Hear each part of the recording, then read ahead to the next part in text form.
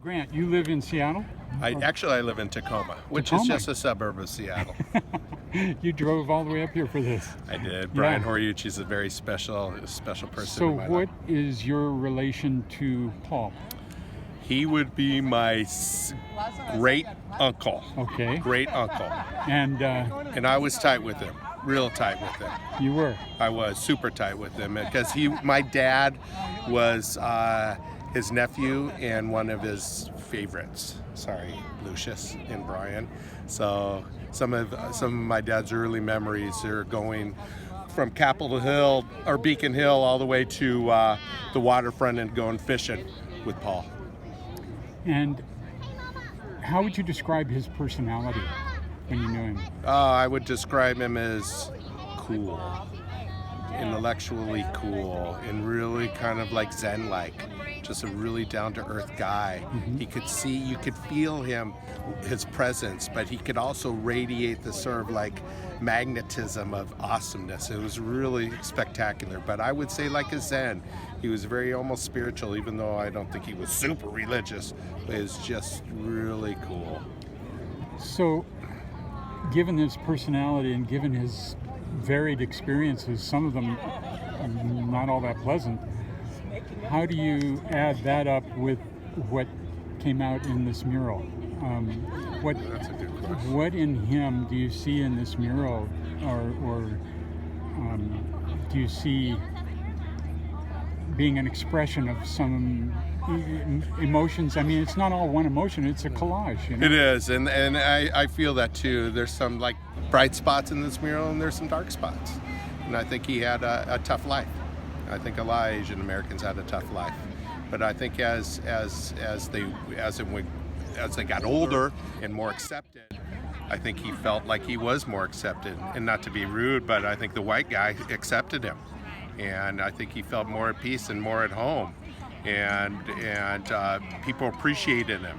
I mean, we're talking like maybe even the 50s, 60s when he's really sparking and he's hanging out with all the white rich people, because everybody wants to be around the cool artist that can express himself in a very particular way, in a very, very, like I said, Zen way. I mean, you look at his art, all of it, and you could just kind of look into it and feel it and feel something very special. And it doesn't take somebody who's super knowledgeable to art to feel that. And I think that's why it's very accepted. There's a lot of people, when they recognize my name, they are you related to Paul? And all these people, a lot of them have his works of art and they cherish it. They all tell me it's their favorite piece of art and their parents' favorite piece of art. What about it makes it their favorite? And what about it appeals to you? Well, to me, it's unique. Well, to me, I'm related to the master. Can you separate yourself from that for a moment and talk about the piece itself? Well, this piece, I mean, obviously, it's been around longer than I've been around by 3 years. And so we come down here all the time with my dad and Brian's dad. Actually, there's a bumper car. This has nothing to do with Paul. It's 100% me. But there are bumper cars behind here, and I wanted to ride the bumper cars. And Uncle Mark and our cousin Brian and my brother Mark got to ride the bumper cars, but I couldn't. I had a tantrum. I'm screaming, I want to ride the bumper cars. I'm screaming it. And Uncle Lucius tipped out the dude, and I got to go on the bumper car, and Uncle Lucius drove it. It was a fantastic memory. That's great. But to separate myself from him to me, I think it's just that uniqueness of this piece and of his art that makes even me, who, I mean, I'm a photographer, but I'm not like my brother Mark or Paul, who is so knowledgeable and so perfect. I mean, everything about Paul, you could tell every detail. It looks like it might be random, but it's all thought out. It's pretty cool. You said you were tight with him. Did he talk with you about this mural? You know what? We talked about other stuff. We really did. We talked about more life stuff, and just he listened to me because I like to talk. He listened to me a lot. I found that I really appreciated it. I did a portrait of him once, and you know, I was 21, 22 going to photo school. I go over his house. He's got all this work around. I photograph him and his wife. it was just, I got just a few awesome shots, and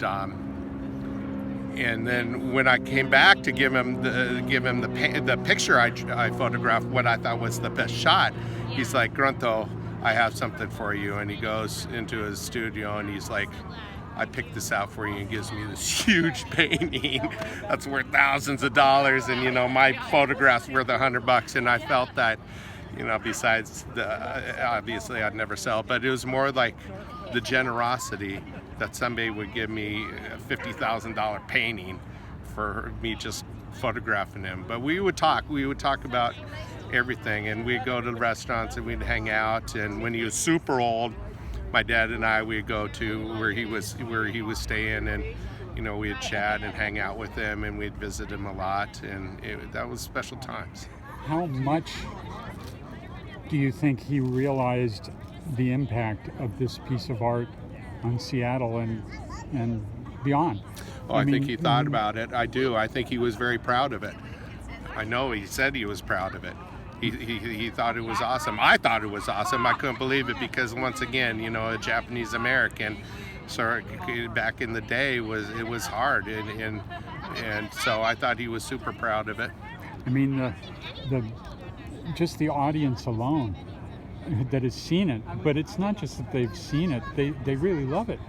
They embrace it, and the layout of this part of Seattle Center has not changed, and the amphitheater sort of surrounds it like a big hug.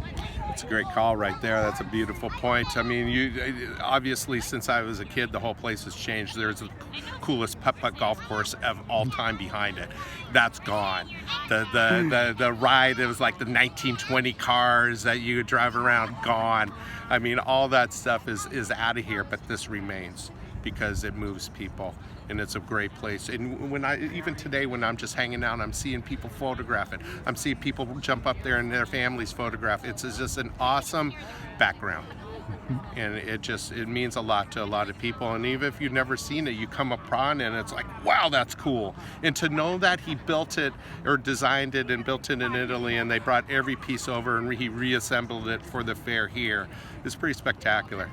Wouldn't it have been cool to be there when he's assembling it? Oh, it'd be unbelievably cool. It'd be super cool. Because like I say, he was not, like, he always knew what he wanted, right? And the thing about, this is a sort of a side story, his wife was somewhat protective of him, right? And like, for me to photograph, it took a while. She blew me off for years. I was like, I want to photograph him. And she'd, he's busy and this and that. But finally, he's like, Bernadette, I want him to photograph me. And so that's when I did, and that's when our relationship truly grew. Because once you know how it is, you're a photographer, you're a writer, once you photograph something and they open up to you, it's like this bond that you have forever.